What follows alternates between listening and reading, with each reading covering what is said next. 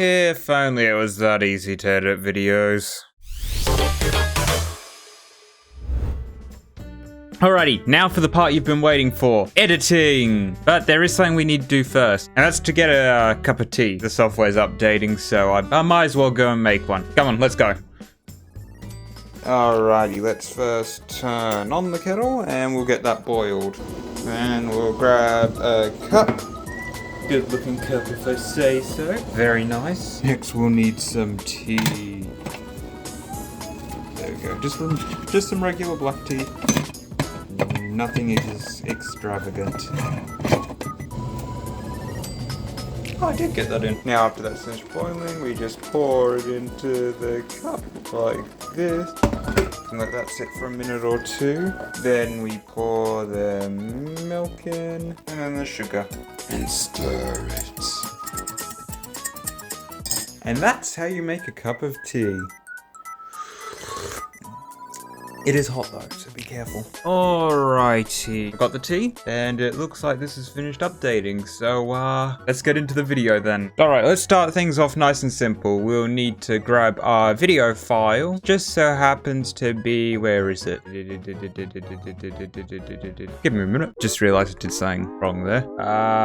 Project settings, and I'm going to switch this one to 60 FPS because we're going to be editing this one a bit differently than how a regular video would be edited. We want to be 1920 by 1080 and also at 60 FPS. I want to drag it onto the timeline 2 times, hide that one. The bottom one will be our gameplay, which will make 1920 by 1080. Then we'll make the top one our webcam. Now, if you remember, this is what I was talking about in the last video when recording, when you had your gameplay on one side and your recording on the other of your face or webcam. This is what you'd want to do. Now, if you don't have the webcam, just record in 1080p and just edit it down like that. But because we've got a webcam, we're going to edit the webcam with it. Now, I like to put a shape key on here, get a nice webcam looking thing, and then we'll add a border, bring down its size. Last but not least, we'll add a drop shadow. That set it to about 4. Yeah, 4. Yeah, turn off the blur and opacity can stay how it is. Now for the next part, which is something that took me a while to do. We'll make it, not 25. Yeah, we'll do 40%, and then just drag it into the corner. Remember what I said about leaving spaces, and if you don't want something, you shouldn't talk? The most effective ones are the simple ones, really. Like not talking. Well, that's what I've done here.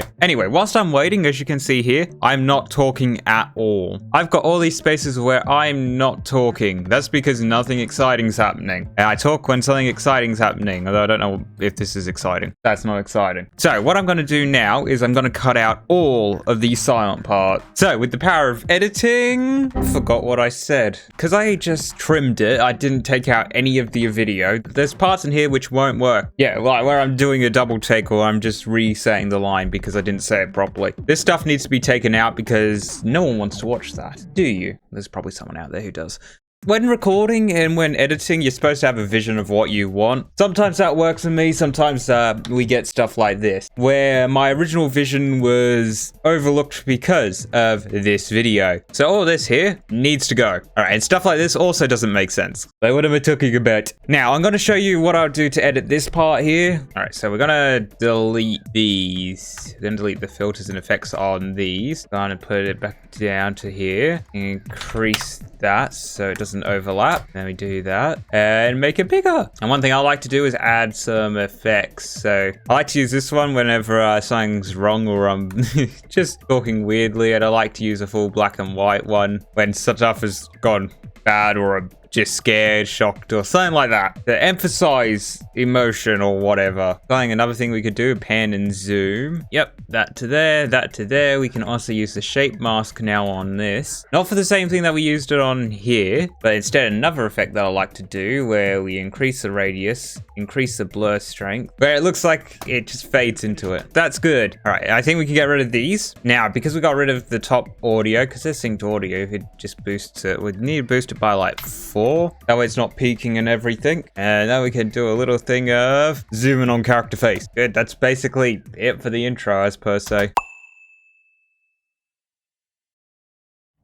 Now I've finished up the base edit, as you can see. It's not going to be too advanced, as this is just a gameplay video. Okay, first things first, we got to fix up some of these issues, like how we're going to need to blur this. Start the blurring about there, and end it here. And there we go. Okay, good. Now that the intro is done, and we're about done to about the outro, we can start choosing our music.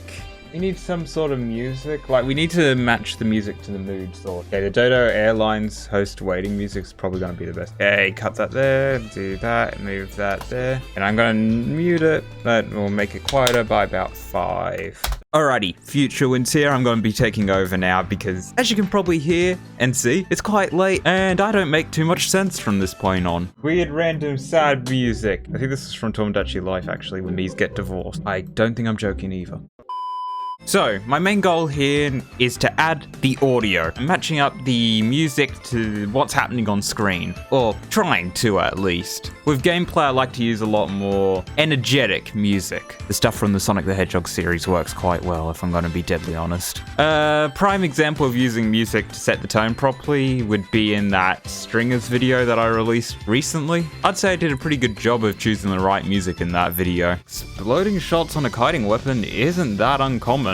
Anyway, after I do the music, I move on to the sound effects. Now, I don't normally like adding sound effects to a video, but every now and again I'll add a few. For the Squiffer video, I just added the Charger Direct Hit sound effects, because you couldn't really hear them from the gameplay audio. I just made it so you could hear it just enough so it'd give it a little extra oomph in it. There we go, got someone. I was panicking a bit. And there we go, a fully edited video, ready to be uploaded. I said it's basic, but these sorts of videos normally tend to be pretty basic. So now all that's left is to create a thumbnail, rewatch this through just to make sure that there's no errors in it, and upload it. Yeah, that's all. Oh, and to render it. Yeah, don't forget to render it.